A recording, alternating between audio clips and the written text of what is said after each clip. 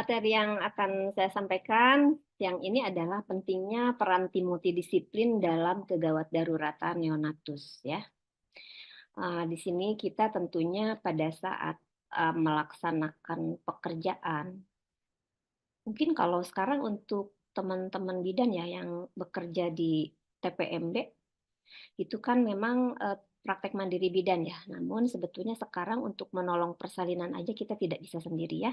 Tidak bisa sendiri. Minimal harus ada 4 tangan atau 6 tangan bahkan ya.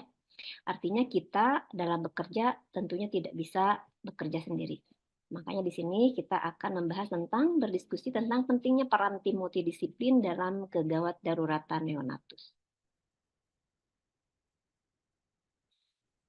Ada yang namanya IPC, interpersonal collaboration. Jadi di sini IPC itu merupakan kerjasama antar profesi kesehatan dari latar belakang profesi yang berbeda dengan pasien dan keluarga pasien untuk memberikan kualitas pelayanan yang terbaik itu menurut WHO di 2010 ya. Mungkin selama ini teman-teman apalagi yang di puskesmas, rumah sakit, ini adalah hal yang bukan hal baru tentunya ya. Mungkin itu adalah sudah biasa kita lakukan dalam kehidupan kita sehari-hari dalam bekerja. Namun di sini akan tetap saya sampaikan ada yang namanya kompetensi interprofessionality, yaitu proses di mana profesional merefleksikan dan mengembangkan cara berlatih yang memberikan jawaban terpadu dan kohesif untuk kebutuhan klien dan keluarga atau populasi. Artinya di sini kita itu di antar profesi itu setiap profesional merefleksikan dan mengembangkan untuk memberikan jawaban terpadu secara melebur gitu ya untuk kebutuhan klien dan keluarga. Dan di sini melibatkan interaksi berkelanjutan, berbagi pengetahuan antara para profesional dan diorganisir untuk memecahkan atau mengeksplorasi berbagai masalah pendidikan dan perawatan sambil mencari partisipasi pasien. Seperti tadi di awal saya membahas di pengenalan kegawat daruratan neonatus, dalam pelaksanaannya tentu kita itu akan bekerja sama. Yang tadi juga saya sampaikan bahwa kita akan bekerja sama dengan pasien kita, dengan klien untuk memberikan pelayanan yang cepat, pertolongan yang cepat. Tentu kita harus kerjasama dari pasien itu sendiri untuk merujuk secepatnya ya, dan untuk merujuk itu harus ada awalnya, yaitu untuk mengenali tanda bahaya dari kegawat daruratan yang ditemukan. Selanjutnya prinsip IPC adalah yang pertama adalah berpusat pada pasien dan keluarga, kemudian berorientasi pada komunitas dan populasi. Ini sudah jelas ya, berpusat pada pasien dan keluarga. Dalam kolaborasi antar profesi itu tetap yang menjadi pusat kita itu tetap adalah klien kita atau pasien dan keluarganya. Kemudian berorientasi pada komunitas dan populasi di mana kita memberikan pelayanan. Kemudian berfokus pada hubungan. Hubungan di sini bukan hanya sekedar hubungan kita antara para medis dengan pasien saja, namun di situ kita ada hubungan yang lebih dalam lagi. Artinya gini, artinya kita bisa mengambil sikap empati pada saat suatu kasus atau permasalahan ditemukan dalam suatu keluarga atau dalam pasien, terutama khususnya dalam masalah neonatus ya. Dan yang terakhir adalah berorientasi pada proses tetapi didorong pada hasil. Berorientasinya pada proses tetapi didorong pada hasil. Tentunya di sini tetap kita melakukan yang terbaik untuk mendapatkan hasil sesuai dengan yang kita tuju. Kemudian manfaat dari interpersonal collaboration adalah meningkatkan komunikasi, jelas ya. Artinya dalam kita berkolaborasi antar profesi itu jelas di sana di dalamnya tentu ada komunikasi di mana kita mengkomunikasikan setiap permasalahan atau temuan yang kita dapatkan dari pasien kita. Kemudian peningkatan efisiensi. Artinya apa? Artinya di sini kita bisa mendapatkan hasil yang maksimal dengan menggunakan tenaga yang minimal. Artinya dengan bekerja sama antar profesi itu kan otomatis suatu permasalahan bisa dipecahkan lebih cepat. Kemudian kan meningkatkan semangat kerja karyawan. Nah, dengan adanya kerjasama antar profesi ini, otomatis semangat kerja tentunya akan meningkat. Karena apa? Karena suatu permasalahan atau suatu kasus yang dirasa sulit mungkin, tapi pada saat kita berkolaborasi itu artinya akan didapatkan solusi-solusi yang memang artinya menjadi pemecahan dari masalah yang kita hadapi. Dan yang terakhir adalah menumbuhkan kreativitas. Nah, sekarang saya ingin berdiskusi mengapa IPC penting dalam kegawat daruratan neonatus. Izin ya Bu Eti ya, saya diskusi dulu nih sama teman-teman. Ya, silakan Ibu. Oke, silahkan open mic-nya kita diskusikan berdasarkan pengalaman teman-teman di lapangan aja ya. Baik itu teman-teman yang bidan desa atau yang di daerah, baik itu teman yang di puskesmas ataupun di rumah sakit. Oke, silahkan ada yang mau berespon atau menyampaikan pendapatnya. Halo, Bu Eti kayaknya udah siang nih, jam rawan ya. Ini jam rawan, Bun. Halo, halo. Ini ada nggak sih pesertanya? Halo. Ada, Bu. Halo, Ibu. Ya, Bu. Halo. Halo. Ada ini lagi posisi Oke, terima kasih masih menyimak. Ya, oke, silakan ya. Ini berbagai macam lokasi ya, Bun, ya. Jadi ada yang sedang bekerja, ada yang silakan teman-teman yang tidak sedang bekerja, yang sedang menyimak nih, yang masih menyimak, silakan mungkin Mbak Risma atau Mbak Mia, silakan. Apa sih sebetulnya pentingnya IPC? Orang yang sekalipun pernah dijumpai. Begitu korban jatuh ke dalam tahap pertama proses hipnotis, sulit untuk membedakan mana hal yang. Mengapa IPC penting dalam kegawat daruratan neonatus? Sebelum dilanjutkan ke materi berikutnya, harus menjawab dulu ya, Bun ya. Harus sharing dulu. Mengapa IPC itu penting untuk kegawat daruratan neonatus? Mangga Bapak Ibu yang mau menanggapi? Ya, halo Ibu. Ya. Kenalkan Bu, saya dari Kalimantan Selatan. Wah, luar biasa ya. Saya seorang bidan desa. Biasanya kalau menangani persalinan, kita tim. Kalau di desa cuma 2 orang, Ibu. Jadi kita sesama bidan, bukan perawat atau dokter. Jadi biasanya untuk kecepatan tindakan, Bu. Kalau misalnya kita kerja tim, jadi kalau misalnya terjadi kegawat daruratan, jadi satunya menangani ibu, satunya menangani bayi, jadi cepat. Betul, iya baik, terima kasih. Tadi Iya, begitu Ibu. Mbak Nurhana ya, Bu Nurhana ya? Iya, Bu. Pertanyaan saya adalah menurut pengalaman Mbak Nurhana nih, kan yang kerjasama atau tim yang minimal 4 tangan itu baru sekarang-sekarang ya disosialisasikan. Mungkin dulu pengalaman dong pernah mengalami pada saat praktek sendiri, betul? Iya. Bagaimana perbandingan? Bagaimana yang dirasakan antara bekerja sendiri dengan kerjasama ada partner? Ya, jelasnya ya Bu, ya kalau sendiri itu misalnya terjadi kegawat daruratan mungkin lebih panik. Mungkin lebih panik Ibu, karena kita kan bekerjanya sama keluarga. Maksudnya keluarga yang kita minta tolongi, misalnya, oh ini ambilkan ini. Kalau mungkin ya. Iya, kalau bersama tim kita lebih ringan Ibu. Kalau misalnya ada terjadi kegawat daruratan, kita bisa share apa ya, ibaratnya tuh masing-masing ilmu ke bidannya kan di lapangan beda-beda Ibu. Ya, baik, terima kasih. Lebih ringan pekerjaannya. Baik, terima kasih sharingnya ya Mbak Nurhana ya.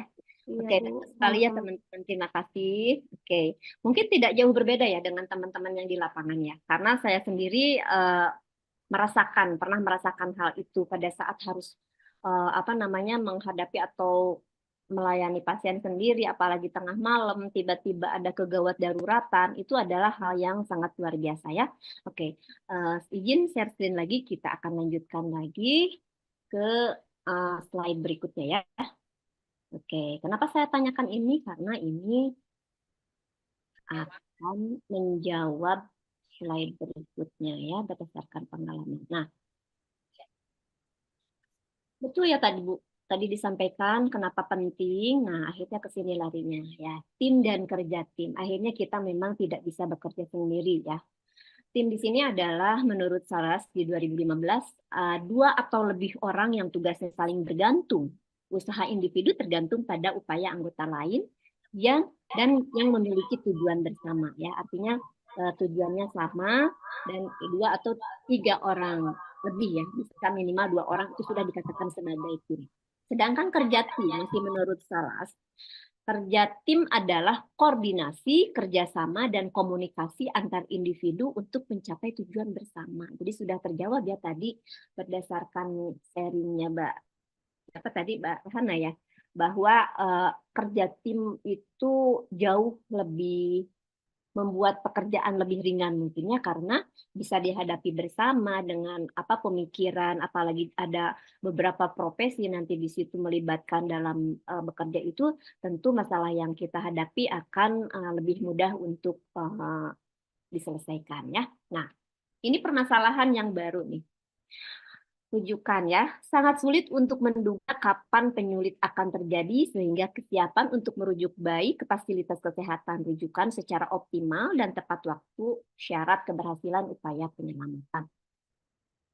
Mungkin teman-teman pernah merasakan nggak sih di sini yang di lapangan ya tentunya. Mungkin kalau di rumah sakit sih itu terima rujukannya. Tapi bagi teman-teman di puskesmas, apalagi bidan desa gitu kan, apalagi yang di pelosok, apalagi saya tuh sangat-sangat apresiasi banget tuh.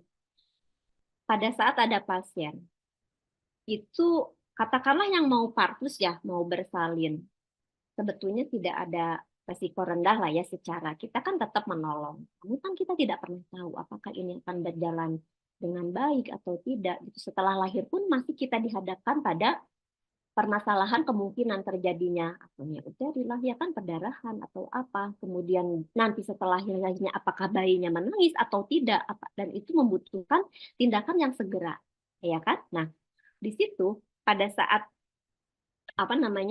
dihadapkan pada rujukan, kita sebagai tenaga kesehatan mungkin tahu pada saat kondisi kegawat daruratan di hadapan kita, otomatis udah yang ada di pikiran kita itu kan, wah rujuk, ya kan? Nah, namun ini dia yang kita hadapi.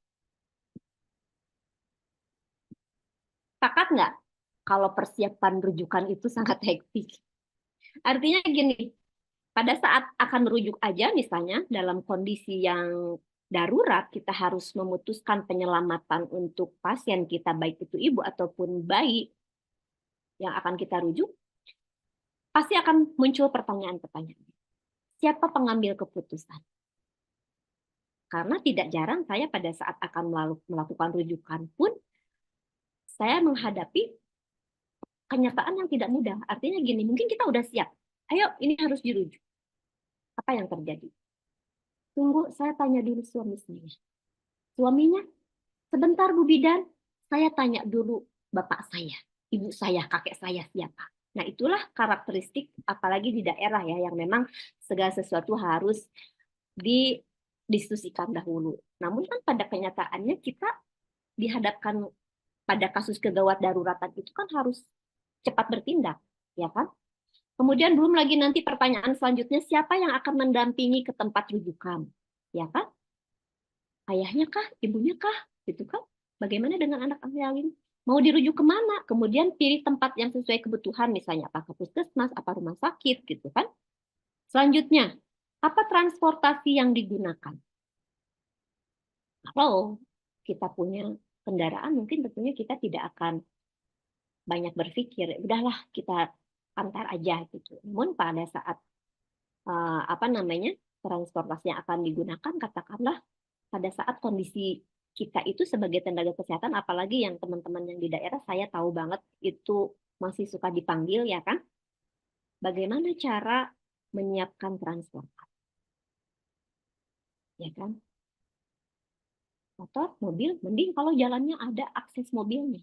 Kalau tidak ada, bagaimana memindahkan? Mungkin kalau untuk Neo ya tidak masalah ya, itu tinggal digendong gitu kan kalau bayi. Tapi kalau ibu misalnya, pada saat kondisi ibunya baru melahirkan, bayinya gawat darurat, ya kan?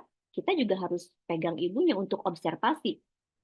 Namun di sisi lain kita harus merujuk bayinya ke rumah sakit, katakanlah. Bagaimana ibunya? Tentunya ibunya tidak ingin berpisah dengan bayinya, kan? Itu juga harus difikirkan. Kemudian siapa yang menjadi penanggung jawab? Kalau suaminya yang ada, tidak sedikit ibu-ibu itu yang suaminya bekerja di luar kota, ya kan? Seperti itu. Sedangkan orang tuanya sudah sepuh, yang tidak mungkin untuk mengantar ke rumah sakit. Oke lah, sekarang ada tim rujukan, misalnya ada kader gitu kan. Tapi kalau tengah malam terjadinya, itu juga harus menjadi suatu hal yang memang menjadi permasalahan tersendiri. Kemudian uang. Uang, mungkin tidak semua orang mempersiapkan anggaran atau dana untuk kegawat daruratan ya. Beberapa kali saya merujuk, seringkali yang namanya pasien pada saat dirujuk ke rumah sakit itu mereka dalam keadaan tidak siap, tidak pegang uang. Ya kan? Bahkan sekali waktu saya pernah merujuk ke rumah sakit, saya ikut ke mobil pasien setelah merujuk, pada saat semua sudah selesai melakukan rujukan, pada saat saya akan pulang, saya bingung sendiri karena kita terburu-buru. Saya kan juga nggak bawa uang gitu ya. Artinya saya, wah udah kalau gini pinjam ke pasien, ternyata pasien tidak pegang uang. Mau gimana coba? Ya kan? Itu juga sesuatu yang pernah saya hadapi dalam situasi seperti itu. Terus mau gimana di rumah sakit itu kan butuh biaya juga. Katakanlah sekarang dia pakai BPJS, pakai apa. Tapi kan yang namanya pasien yang nunggu atau yang mengantar ke rumah sakit tersebut, mungkin dia juga butuh makan, yang dia harus minum, ya kan seperti itu. Akhirnya ujung-ujungnya ya saya minta ke rekan ya, ke dokter yang ada di IGD. Kemudian juga persiapan rujukan itu, nah ini nih, kalau di daerah ya yang saya tahu, siapa yang akan tinggal dan menemani anak-anak yang lain pada saat ibu tidak di rumah. Ya kalau ibunya ikut merujuk, artinya kan tetap harus dipikirkan, ini siapa, nanti di rumah siapa yang jagain anaknya yang besar gitu kan. Nah itu juga artinya pastilah teman-teman itu yang di daerah ya, yang di lapangan pernah menemukan permasalahan-permasalahan seperti ini pada saat akan melakukan rujukan ya. Oke, makanya jangan lupa terutama untuk teman-teman bidan apalagi ya kalau kita melakukan rujukan itu jangan lupa prinsipnya yaitu dengan bakso kudo ya. Bakso kudo artinya bidannya harus ikut merujuk. Jangan sekali-kali mengantar atau merujuk tanpa diantar ya, karena kita tidak pernah tahu apa yang akan terjadi nanti selama perjalanan rujukan ya. Artinya kita tetap bidannya harus hadir, kemudian alat juga harus dibawa gitu kan, kemudian keluarga harus ada pendamping keluarganya, kemudian surat rujukan harus kita siapkan, kemudian obat yang memang kita butuhkan misalnya, terus kendaraan juga tentunya, dan uang ya jangan lupa tadi. Dan kalau memang yang dirujuk itu adalah ibu bersalin, mungkin donor darah atau apa, ataupun mungkin kalau bayinya yang dirujuk, kita tetap juga mempersiapkan kemungkinan untuk itu ya. Nah, selanjutnya ini pada fase prarumah sakit. Pada fase prarumah sakit, petugas di sini siapa yang bertanggung jawab ya? Sama dalam apa namanya? Sebelum kita merujuk ke rumah sakit itu ada juga ini sistem komunikasi. Oke, kalau terakhir saya waktu di puskesmas bertugas itu, kita di puskesmas sebelum melakukan rujukan itu harus ke rujukan terpadu ya. Jadi harus ada komunikasi dulu ke rumah sakit untuk jadi kita mau merujuk apa, kasus apa, begitu ya. Jadi harus ada komunikasi dulu. Kemudian transportasi di sini pelayanan ambulans. Kalau memang sekarang sih sebetulnya ambulans desa ada banyak ya, ada beberapa daerah lah mungkin di desa atau kelurahannya yang sudah mempunyai ambulans ya. Nah, kemudian fasilitas ambulans service center, public service center, dan primary care. Kalau di kota-kota besar mungkin udah ada ya, seperti di Pro M juga kan punya fasilitas ambulans center yang bisa diakses 24 jam ya, seperti itu untuk pelayanan pasien pra rumah sakit. Selanjutnya pas di rumah sakit, standar instalasi gawat darurat di IGD rumah sakit itu ada level 1, level 2, level 3, dan level 4. Di mana penjelasannya ini nih. Dari level 4 dulu ya. Level 4 itu memberikan pelayanan sebagai berikut. Yang pertama, diagnosis penanganan permasalahan pada ABC dengan alat lengkap termasuk ventilator. Kemudian penilaian disability.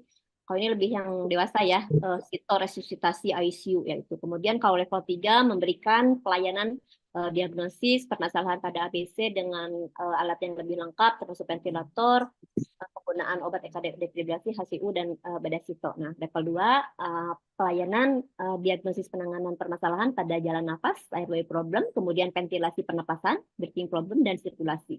Penilaian disability, penggunaan obat, EKG, defibrilasi, itu observasi HCU dan bedasito. Pada level 1, pelayanannya ada diagnosis, penanganan permasalahan pada jalan nafas, kemudian airway problem, ventilasi pernapasan atau breathing problem, dan sirkulasi pembuluh darah. Melakukan stabilisasi dan evakuasi. Yang itu ya di fase untuk di rumah sakit ya, mungkin teman-teman yang di rumah sakit lebih paham lagi ya.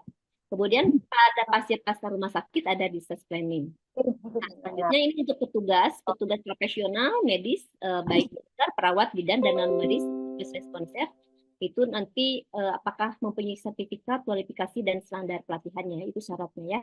Kemudian treatment dan transportasi, BLS untuk orang awam ya, bantuan hidup dasar ya, kemudian ALS profesional, safe shop, scan, victim, airway, breathing, circulation, kemudian AGD dan rumah sakit rujukan. Ini nih intinya dari tadi yang sudah saya sampaikan dihubungkan dengan penanganan pada kegawat daruratan neonatal itu tetap pada akhirnya kita membutuhkan kerjasama antar profesi ya tadi, bukan hanya profesi saja tadi seperti saya sampaikan. Seorang bayi dengan tanda bahaya merupakan itu masalah yang serius. Satu tanda bahaya tidak terdeteksi akan berkelanjutan pada kegawatan yang lain. Jadi penilaian secepatnya pada bayi itu kan dengan tanda kegawatan darurat harus dilakukan dengan cepat. Artinya tetap kita jangan pernah bosan untuk mengedukasi pasien-pasien kita tentang tanda-tanda bahaya yang mungkin terjadi pada neonata ya, pada bayinya.